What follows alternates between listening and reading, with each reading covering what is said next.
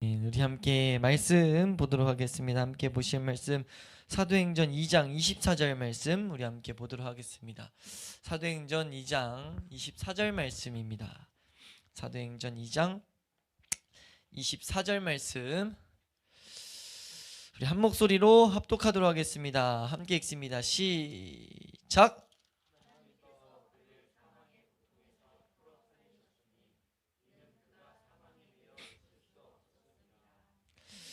아멘. 네, 우리 음부에 내려가시고라는 고백을 우리가 이 시간 한번 보게 됩니다. 우리가 사도신경을 계속 보고 있는데 이 사도신경이 중요한 큰 틀이라는 것을 우리 놓치면 안 됩니다. 우리 믿음의 틀로서 우리의 신앙이 성경을 올바로 해석하고 올바로 붙들어서 참 하나님이신 살아계신 하나님을 올바로 누릴 수 있도록 하는 것이 성경의 능력이란 것을 우리 믿는 거예요. 근데 성경을 올바로 해석하는 그 방법은 사도들의 그 가르침을 배우는 겁니다. 예수님의 가르침, 사도들의 가르침을 배우는 거예요. 그것을 지금까지 전승으로 남겨둔 것이 신앙 고백서라는 겁니다. 그래서 우리가 이 사도신경을 중요한 틀로서 우리가 함께 배우고 있는데 그 바탕은 우리가 나는 믿습니다. 내가 믿기 위해서, 내가 믿는 대로 살기 위해서라는 것을 우리가 놓치면 안 될 줄로 믿습니다. 그래서 우리가 지금 이제 예수님에 대한 고백 5번째 시간인데 사도신경은 10번째 시간입니다. 그 10번째 있는 시간에 우리가 다룰 것이 음부에 내려가시다 라는 이런 고백이에요. 이 고백이 좀 생소할 수도 있고 우리가 들었을 때 이렇게 어렴풋이 이렇게 들었을 수는 있는데 이 고백은 분명하게 사도신경 안에 지금도 있습니다. 사도신경 안에, 그리고 또 나아가서 논쟁 때문에 없었던 적은 있어도 이걸 별로 논쟁도 없이 그냥 없어진 적은 우리 한국 빼고는 없어요. 좀 우리는 특이한 케이스예요. 그러니까 이게 우리가 그런 케이스 가운데 놓여있던 걸 알고 분명한 것은 이 사도신경의 처음, 그리고 지금도 사도신경의 그 원본 지금도 고백하는 다른 교회에서는 이 고백, 음부에 내려가시고 지옥에 내려가시고 라는 고백이 분명히 있다는 겁니다. 우리가 그 내용을 자세히 보기 전에, 이 내용도 너무나 중요한데 자세히 보기 전에, 왜냐하면 사도신경 자체 남아있다는 것 자체가 중요한 거니까. 근데 보기 전에 왜 우리나라에서 이게 사라졌는가, 이걸 좀 제대로 어느 정도 알아야 될 필요가 있겠어서 저도 이제 말씀 준비하면서 알게 된 내용을 우리가 함께 잠깐만 다루게 되면요, 지금 이 안타까운, 이걸 안타깝다고 보통 이게 뭐라 하죠? 평가하고 있는데 1963년도에 이 부분에 대한 논문이 먼저 한번 쓰였대요. 그러니까 이미 한번 이거에 대한 고민이 있었다는 거죠. 이거 다시 쓰여야 된다. 네, 이거 제대로 넣어야 된다라는 게 있었는데 이게 지금 안 되게 됐어요. 2회에 걸쳐서 논문이 실렸었는데 이게 역사적 배경이라는 것이 무엇인가를 찾아본 그 가운데 보면, 이 논문에 보면 1894년도에 우리 이제 언더우드 선교사님이 들어온단 말이에요. 한국에 들어왔을 때 그때 사도신경을 가지고 들어와요. 그 사도신경에는 이 음부에 내려가시다가 있을까요, 없을까요?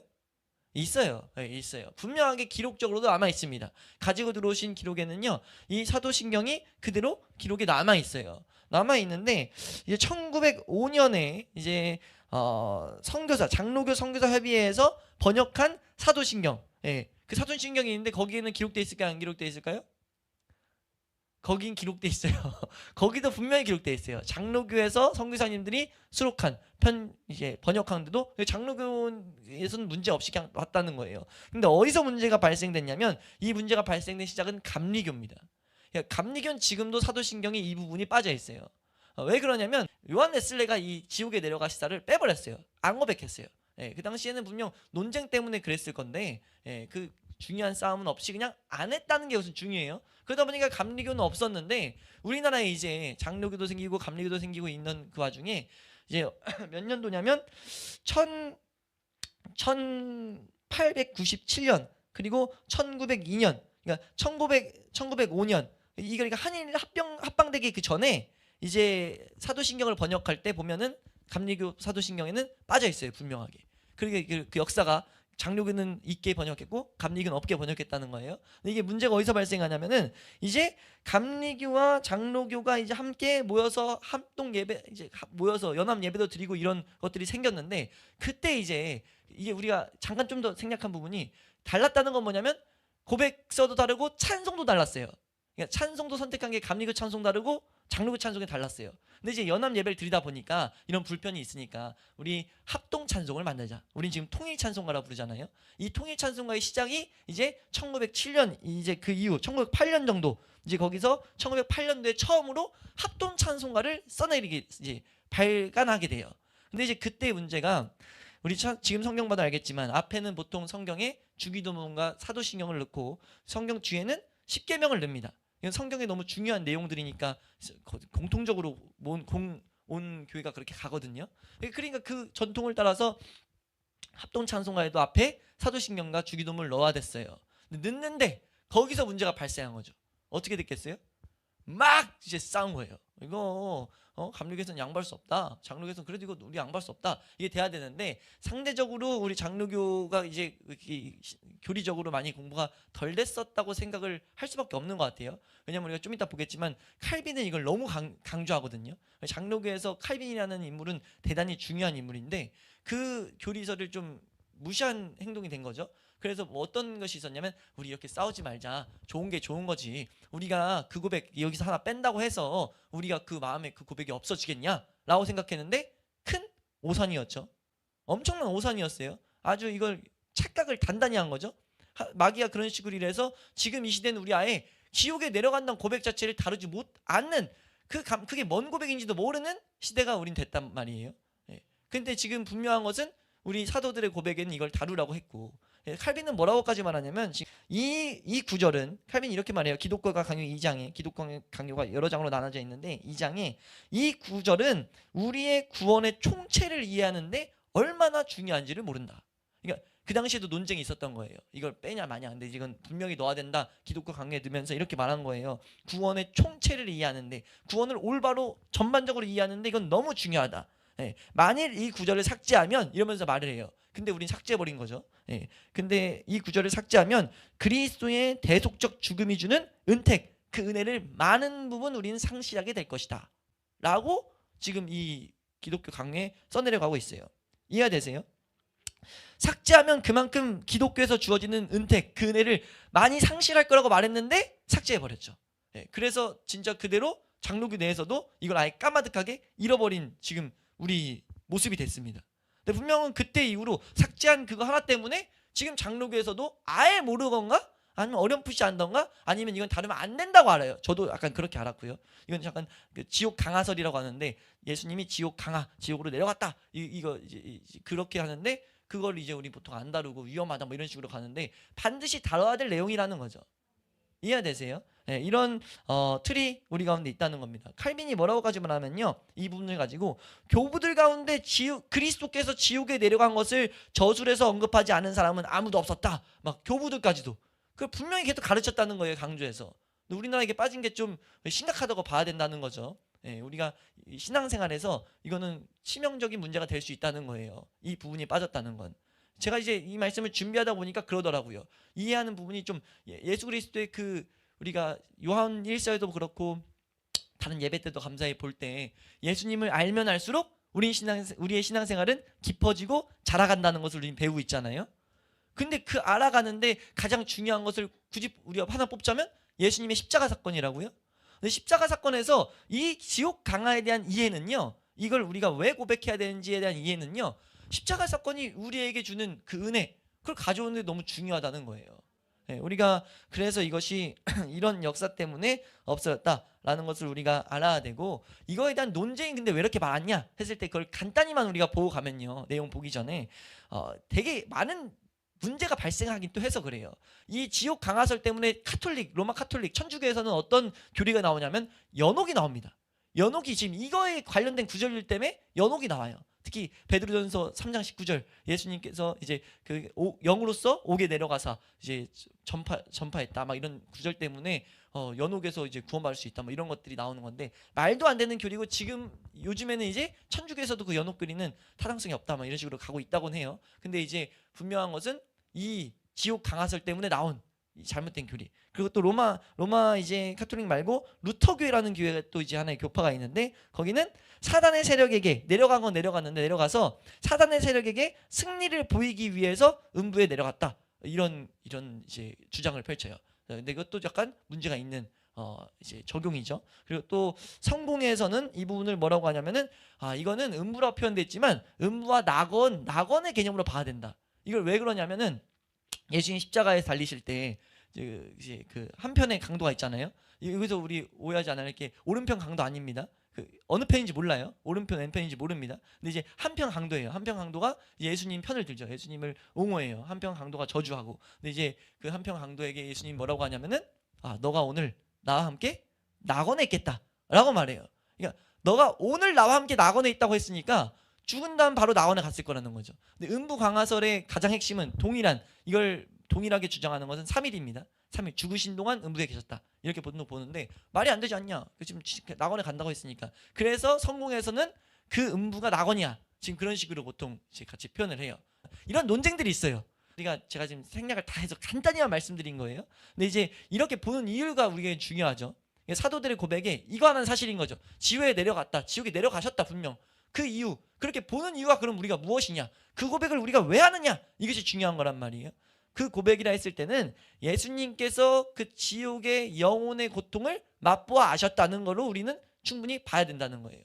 지옥의 고통에서 우리 예수님께서 이기셨다는 거죠. 그걸 표현하는 게 오늘 본문 구절이라는 겁니다. 오늘 본문 구절 우리 한번 읽어보면요. 본문 구절입니다. 우리 함께 읽도록 하겠습니다. 함께 읽습니다. 시작.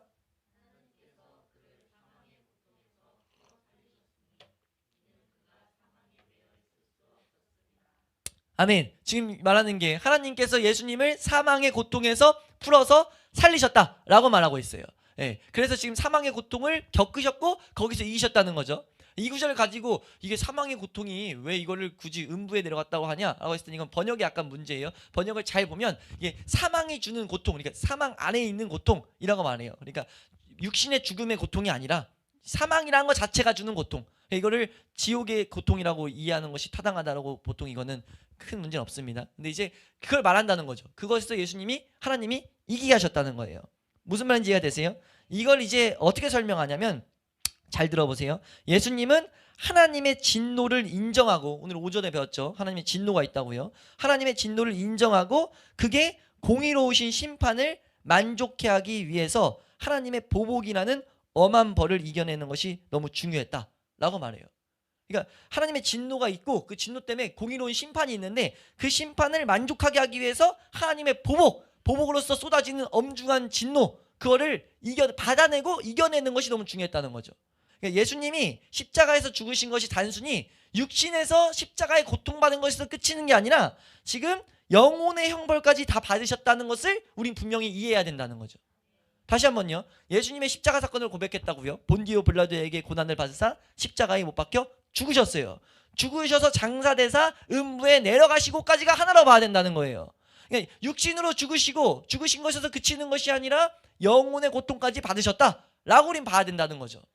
왜냐하면 우리가 신앙생활을 잘 이해해야 되는데, 신앙생활이 우리 기독교, 한국교회는 특히나 이게 좀 반대로 됐어요.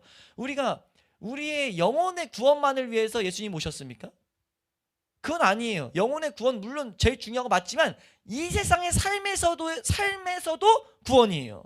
이 세상에서 만족할 수 없는 삶에서 고통 가득한 세상 가운데 그 가운데서도 승리를 얻게 하기 위해서 예수님 오셨다고요. 그러니까 그 승리가 우리가 생각하는 승리와 다를 뿐이죠.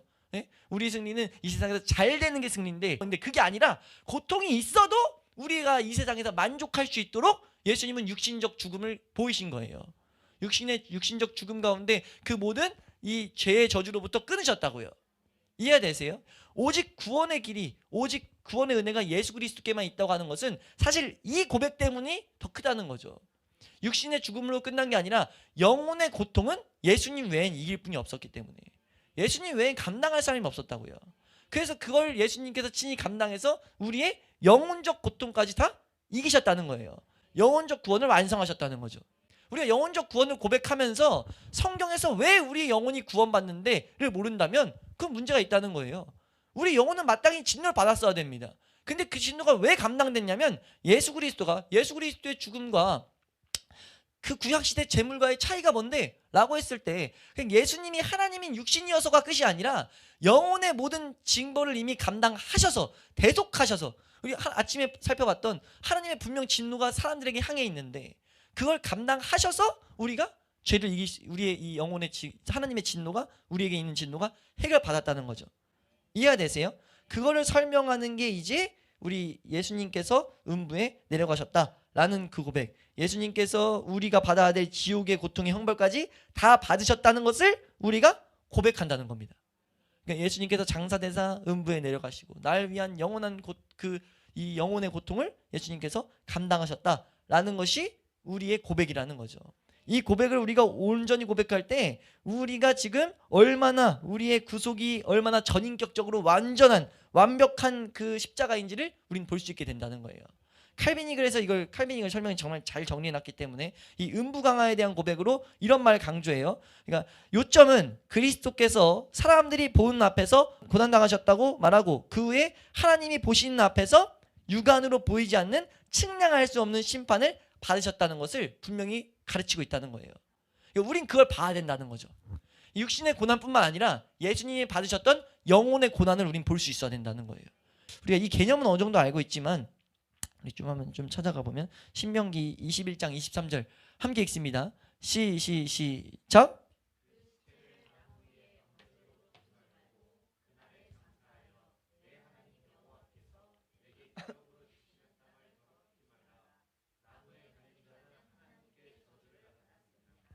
아멘. 지금 뭐라고 말하냐면 하나님께 저주를 받았다. 하나님이 저주를 내렸다는 건데 갈라디아서에서 이게 예수님이라는 것을 분명히 말해요. 예수님이 그 저주를 받았다라는 걸 우리에게 말하거든요. 우리에게 뭘 성경은 보이냐면 하나님의 저주가 실제 예수님에게 임했다는 거예요. 그러니까 우리가 이런 거 말도 안 되는 내용 중에 예수님이 고난받으신 십자가에서 죽을 수 있었던 이유는 하나님적 어떤 위로와 능력이 있어서 이겼다라는 건데 그거 아니에요. 예수님은 철저히 뭐였냐면 버림받았습니다. 그 증거가 예수님 죽으셨을 때 어둠이 임했다라는 구절이 나오거든요. 하나님이 등을 돌렸다는 거예요. 하나님 철저히 안 봤다는 겁니다. 지금 이곳을 예수님 죽으셨던 걸 안 봤다는 거예요. 예수님 죽으실 때 뭐라고 하죠? 엘리 엘리 라마 사박다니, 나의 하나님 어찌하여 나를 버리셨나이까. 철저히 버림받은 것을 예수님은 고백을 해버렸다는 거예요. 그 고통 가운데 있었다는 거죠. 그리고 그 고통이 왜 고통이었냐? 우리가 알아야 될 지옥의 형벌의 가장 무서운 것은요, 지옥은 하나님의 은혜가 단 1%도 없는 곳이기 때문이에요. 그러니까 우리가 이 세상에서 믿지 아니하는 자들도 우리가 은혜를 받고 있다고요. 숨을 쉬고 태양의 빛을 쬐고 우리가 삶을 살아가는 모든 것, 물을 먹는 것, 우리 삶을 살아가는 모든 그 걸음은요 일반 은총에 해당돼요. 근데 그리고 또 우리가 은혜 가운데 지옥에 갈 걸 보류받고 있는 거죠. 하나님의 은혜가 우리가 알게 모르게 인생 가운데 계속해서 우리 가운데 주어지고 있다는 거예요. 근데 지옥은 전혀 없습니다. 단 1%도 없는, 0.1%도 없는 그냥 순도 100의 하나님의 외면당한 곳이에요. 은혜의 단절인 곳이에요. 예수님은 그걸 받기 때문에 어땠습니까? 예수님이 철저히 두려워 떨었어요.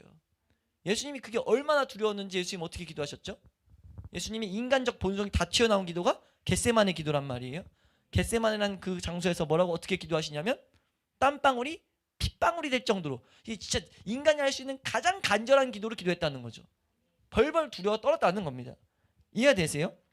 그 이유가 무엇이었냐면 하나님의 그 징벌을 정확하게 예수님은 봤다는 겁니다. 이 영혼의 고통을 봤었기 때문에 아버지와의 단절, 아버지였기 때문에 그 단절이 얼마나 컸는지 예수님은 더 봤다는 거예요. 그렇기 때문에 예수님이 두려워 벌벌 떨 수밖에 없었다는 거죠. 실제로 예수님이 이게 엄청 떨었다는 것을 계속 성경은 우리에게 증거하고 있거든요. 연약 가운데 있었다고. 그걸 보고 이제 일각 불신자들은 뭐라고 말하냐면, 아니 예수님은 하나님의 사람인데 고작 죽는다고 벌벌 떠냐? 이런 식으로 벌벌 떠는 게 그게 무슨 하나의 종교의 그런 신적 사람이냐? 막 이런 식으로까지 조롱하는 사람들이 있는데 성경은 뭐라고 말하냐면 그에 대한 대답으로 맞다라고 말해요. 벌벌 떠왔다고 한다고요. 많은 성인들은 죽음도 정말 멋들어지게 죽는데 왜 너희 예수님은 그렇게 벌벌 떠왔다고 말하냐 하는데, 맞다고 말하면서 뭐라고 하냐면 그렇게 죽으신 이유는 이 세상에서 가장 겁쟁이 같은 인간까지도 구원하시고자, 그들조차도 구원의 길이 있다는 것을 알리고자 예수님은 가장 낮은 모습으로 죽으셨다는 거예요. 이해가 되세요? 그 누구도 고난의 은총에 참여할 수 있고 구원받을 수 있다는 것을 우리에게 가르쳐 준다는 거죠.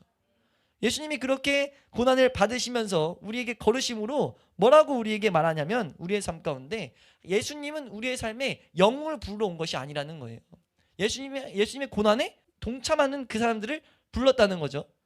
지금 이것을 인정하는 게 우리에게 너무나 중요하다는 것을 이 신앙의 선배들은 이 고백 가운데 우리가 발견해야 될 내용이라는 거예요.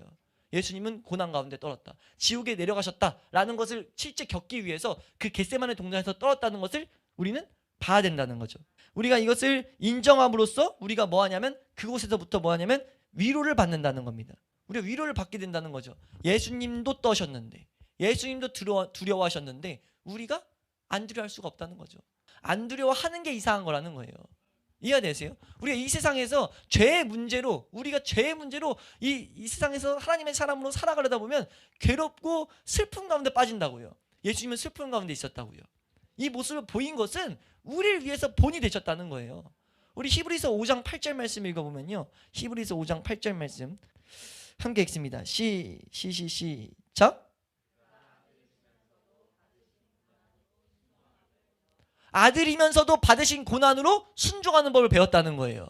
고난 가운데 그럼 예수님이 어떻게 순종했습니까? 이게 우리에게 중요한, 이 고백 가운데 우리가 붙잡아야 될, 예수님께서 본디오 빌라도에게 고난을 받으사 십자가에 못 박혀 죽으시고 장사되다 음부에 내려가시고, 이 고백 가운데 우리가 발견해야 될 게, 어떻게 그렇게 죽으시고 음부에 내려가는 일까지 감당하셨냐, 지옥에 내려가는 순종을 어떻게 했느냐, 고난 가운데 어떻게 순종함을 배웠습니까? 우리 방금 언급했지만 기도였어요. 결국 여기서 가르치는 게 기도였다는 거죠. 예수님이 지금 이 육신의 죽음, 영혼의 고통 가운데 너무 괴로워서 서러움과 슬픔이 가득했을 때 예수님이 어떻게 얘기하셨는가, 성경은 단 한 가지 모습을 사복음서에서 강조합니다. 뭐라고 말해요? 예수님께서 겟세마네 동산에서 땀방울이 핏방울로 흘릴 정도로 간절히 기도하셨다는 거죠. 기도가 있었기 때문에 뭐 했냐면 순종했다는 겁니다. 하나님 말씀이 놓여있는 걸 보면서 그 말씀 앞에 순종하기 싫은, 힘든 자신의 모습 가운데 어떻게 했냐, 난 괜찮아가 아니라, 난 슬픔 안 느껴가 아니라, 난 이 은혜 때문에 하나님 은혜를 믿으니까 슬픔이 없어가 아니라 살려달라고, 도와달라고 기도하셨다는 거죠. 그리고 그게 순종함을 가져왔다는 겁니다. 우리 5장 7절 말씀 한번 읽겠습니다. 5장 7절입니다. 함께 읽습니다. 시작. 육체에 계실 때에 자기를 죽음에서 능히 구원하실 이에게 심한 통곡과 눈물로 간구와 소원을 올렸고, 그게 경건으로 평가받는다는 거예요. 뭐가요? 내 연약을 고백하고 자백하는 게, 그게 경건입니다. 우리가 착각하는 게 하나가 뭐냐면요, 우리가 이 세상에서 나는 은혜 받으니까 난 슬픔 안 느껴, 난 은혜 받으니까 나는 상처 없어, 난 은혜 받으니까 나는 괜찮아, 나는 다 괜찮아, 이런 말을 하는데, 극복이 다 돼, 이런 말 하는데 그건 말도 안 된다는 거예요. 그건 있을 수 없는 거라는 거죠. 이 세상에서 그런 일이 있을 수가 없습니다. 이해되세요? 예수님이 슬픔과 서욕을 다 느꼈는데 어떻게 극복하셨어요? 기도 가운데 땀방울이 핏방울이 되는 만큼 매달림으로써 극복했다는 거죠. 우리가 이 모습 앞에서 우리가 어떤 모습이 있더라도 우리의 감정을 드러내는 것은요, 올바른 모습이에요. 하나님 앞에 원망하는 게 아니라 그냥 있는 모습 그대로, 하나님 나 이것 때문에 너무 슬프고 짜증나고 괴롭고 하나님 나 어떻게 할지 모르겠습니다 라고 하는 건 올바른 모습이에요. 단지 그때 원망으로 끝나는 것이 아니라, 근데 하나님 말씀엔 이걸 이기라고 말씀하셨는데 난 힘이 없어요 라고 매달리는 게 우리 가운데 나와야 된다는 거죠. 이해되세요? 하나님 나 믿음이 없습니다 라고 고백해야 된다는 거예요. 네? 우리가 이 하나님 앞에서 의연한 척하는 것을 보고 뭐라고 하냐면 그걸 위선자라고 합니다. 그걸 위선자라고 해요. 그거 자체가 교만하기 때문이라는 거죠. 네? 우리가 기도한다는 것은요, 네? 주님을 얼마나 의지하는가에 대한 모습이라는 거예요. 하나님 나 너무 지금 슬픕니다, 너무 많이 흔들립니다, 너무 많이 나약합니다, 이걸 인정하고 예수 안에, 하나님 안에만 소망이 있다고 우리가 고백하는 것, 그때 우리가 경건하심으로써 우리가 이 고난 가운데 극복을 맛볼 수 있다는 겁니다. 네? 우리가 이 모습을 온전히 붙들 수 있기를 주님의 이름으로 축원합니다. 네. 우리가 이게 지금 나에게 능력 주시면 내가 복종하겠습니다 라는 태도와는 달라요. 이게 뭐냐면, 하나님 능력 주시면 복종하는 것이 아니라 복종하면 능력 주실 줄 믿습니다 라는 태도가 기도 가운데 나와야 된다는 거죠. 이게 순종과 기도는요, 항상 병행해야 된다는 거죠. 같이 가야 돼요. 순종 안 될 땐 기도하고, 기도 안 될 땐 순종해야 돼요. 이거 하나님이 주신 은혜의 수단이기 때문입니다. 우린 기도하며 순종하고, 순종하며 기도하는 거예요.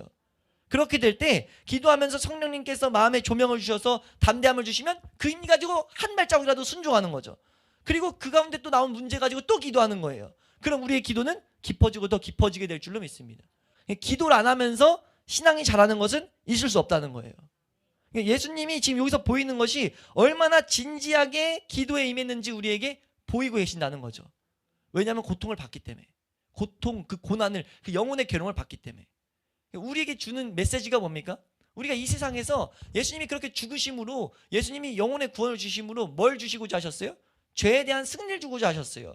죽음의 권세로부터 승리를 주고자 하셨단 말이에요. 그럼 그 승리가 어떻게 이루어지느냐? 기도 빼고는 할 수 없다는 거죠. 기도 외에는 그 죽으심에 동참할 수가 없다는 거예요. 본디오 빌라도에게 고난을 받으사 십자가에 못 박혀 죽으신 그 죽으심을 당한 게 우리에게 효력이 돼야 되잖아요. 우리에게 은혜와 능력이 돼야 되잖아요. 그 능력이 되기 위해서는 정확히 이 그림을 봐야 된다는 거죠. 하나님의 진노로부터 벗어날 수 있는 길이 아무것도 없었던 것처럼 죄에 대한 권속에서, 능력에서 벗어날 수 있는 사람은 단 하나도 없다는 거예요. 그렇기 때문에 우리는 그때마다 기도해야 된다는 거죠. 우리 죽동회복회가 교회가 더욱더 기도가 풍성해질 수 있길 소망합니다. 우리에게 하나님이 요즘 우리 교회에 계속 하시는 말씀이 기도란 말이에요. 저에게도 개인적으로 교회적으로도 계속 말하는 게 기도예요. 우리가 이 10개월 정도를 돌아보면서 한번 이거 최근에 한 번도 우리가 한번 교제했었죠. 우리가 한번 말씀 때 봤었죠. 이게 지금 우리가 필요한 게 지금 기도란 것을 하나님이 다시 한번 가르쳐 주시기 시작했어요. 지금 오늘 사도신경 이 고백도 그 내용입니다. 기도는 반드시 필요하다는 거죠. 뭘 위해서요? 순종을 위해서. 우리가 사실 매일매일 기도해야 돼요. 매일매일 시간 되는 대로 성전에 나와야 되는 거죠. 왜요? 기도하지 않으면 순종할 수 없으니까. 그 본을 누가 보이셨습니까? 예수님 보이셨다는 거예요. 예수님도 기도로서 이기셨는데 우리가 뭐라고, 우리가 얼마나 대단하다고 기도하지 않고 내가 순종한다고 합니까? 이렇게까지 말합니다. 기도하지 않고 모든 나오는 순종, 어떻게 말하냐면 나의 기도 수준의 이상으로 신앙생활은 잘할 수가 없다. 만약 누군가 기도하는 수준 이상의 행동을 하고 있다면, 지금 잘 들어보세요. 누군가 기도하는 모습 수준 이상의 행동을 하고 있다면 그건 위선이다. 이거 대단히 무서운 말씀이에요. 말씀을 아무리 많이 알아서 말씀 가지고 막 말씀대로 살아내는데 기도 별로 안 했어요. 그 위선이라는 거죠. 하나님 주신 능력 아니고 자기가 그냥 하고 있는 모습만 빙자한, 이게 하나님이 주신 능력 아니라는 거예요.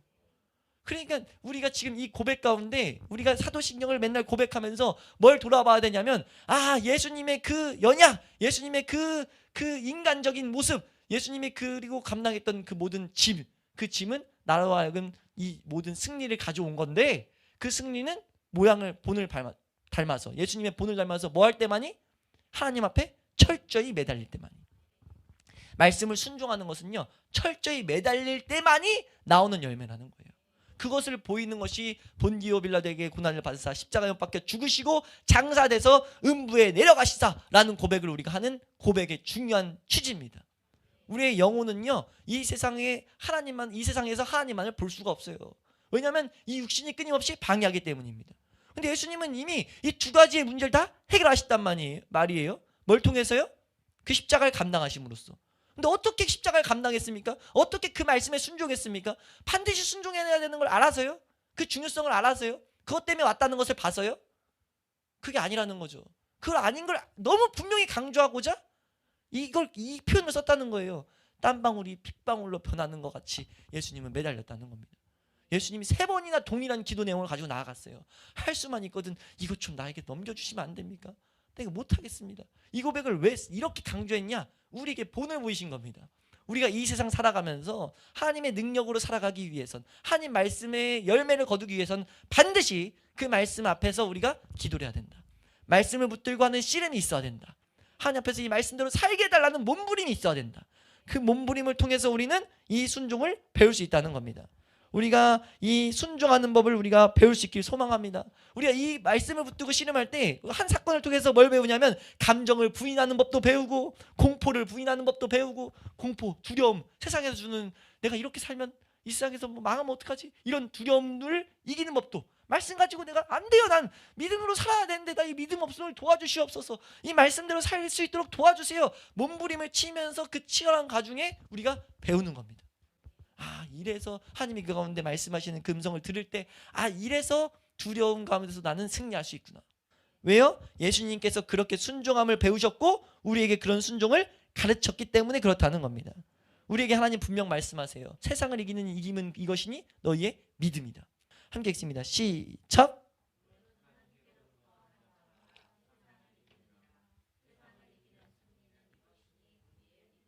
아멘. 그 믿음은 어떻게 발동됩니까?